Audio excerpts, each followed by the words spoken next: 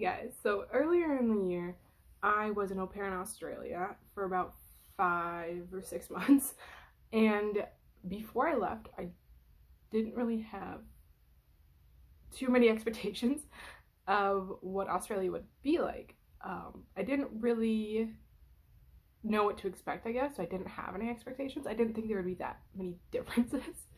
So I just wanted to talk about the differences between living in Australia versus living in America.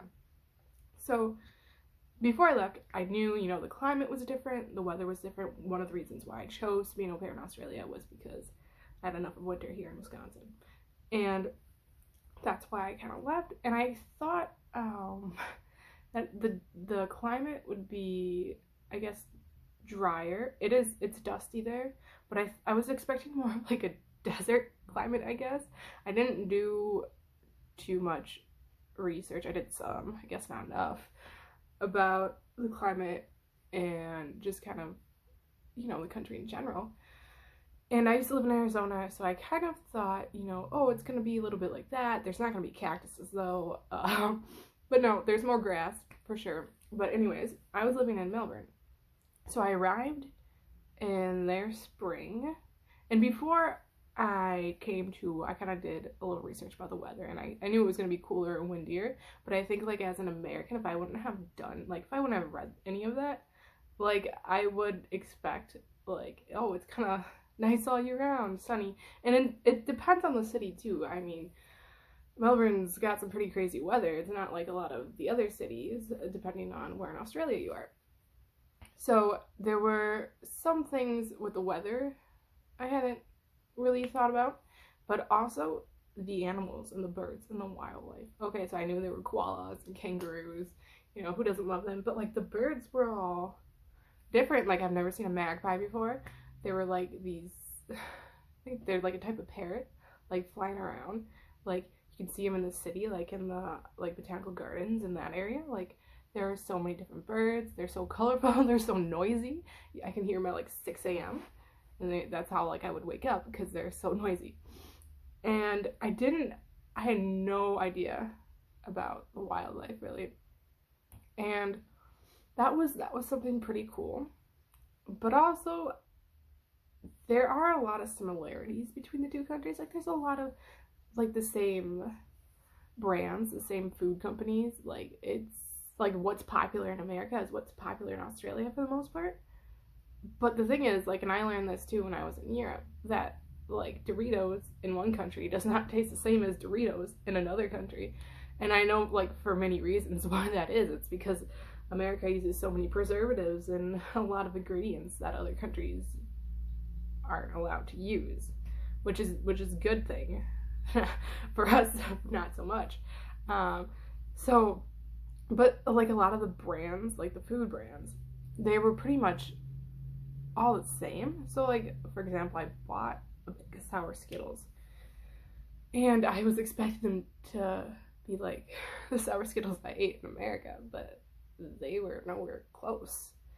So that's interesting. I did realize that Australia has a lot more flavor of Kit Kats. I don't know why we only have 3 or 4 really in most stores. I'm sure you can go out and buy them or order different flavors online, but it's so much more convenient to walk into a Kohl's in Australia and you have 10 different flavors of Kit Kats to choose from. I miss that a lot, I'm not gonna lie. So I also didn't think I would have too many problems with the lingo.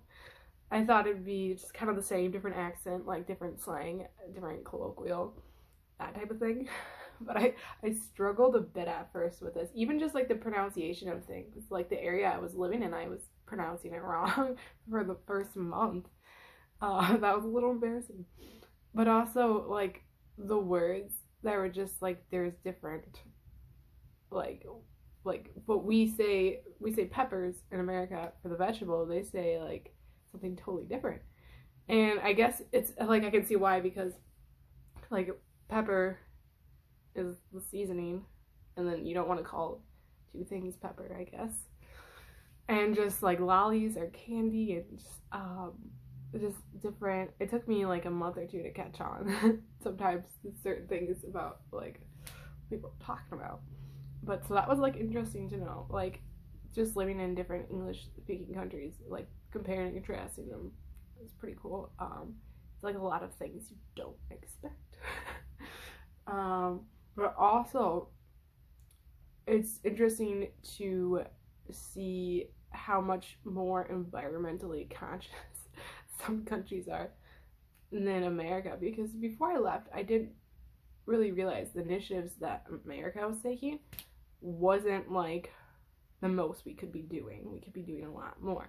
So like when you go to a grocery store in Australia, they don't use plastic bags. You're not gonna get a plastic bag. You have to bring your own, or you have to buy one there, and it's just like a reusable bag.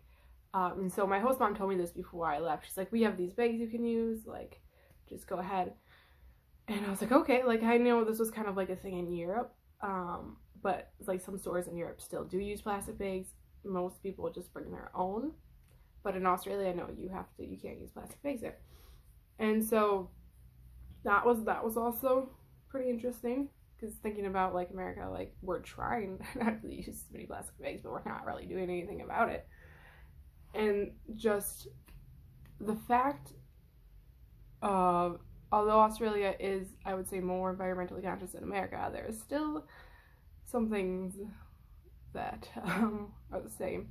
And also, I didn't realize that people just would steal shopping carts and just leave them everywhere. Like, sure, people steal shopping carts in America, but like everywhere in Melbourne, like at least where I was living, like all in the corners, you see all these shopping carts. So when I first got to Australia, like the first day I was there, I was like, oh, do people just like have their own shopping carts and just bring them to the stores? And I'm like, is that how people shop in Australia?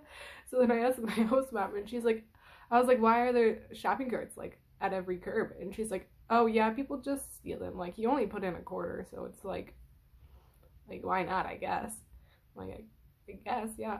I mean, in America, a lot of stores you don't even have to put in a quarter, like maybe Aldi's and Costco, which I thought was cool that Australia had those as well. And some of the names of like the stores, like TJ Maxx in America, that's what it's called, and then in Australia it's like TK Maxx or something. So just like there's just like little differences, but like once you notice them all, it's like, wow, that's interesting, you know. Anyways, that's just what I noticed during my time in Australia.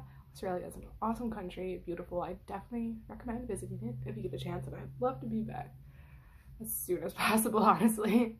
Thanks for watching. If you're into traveling, languages, au pair things, be sure to check out my channel, subscribe if you are, and I'll catch you all on the flip side.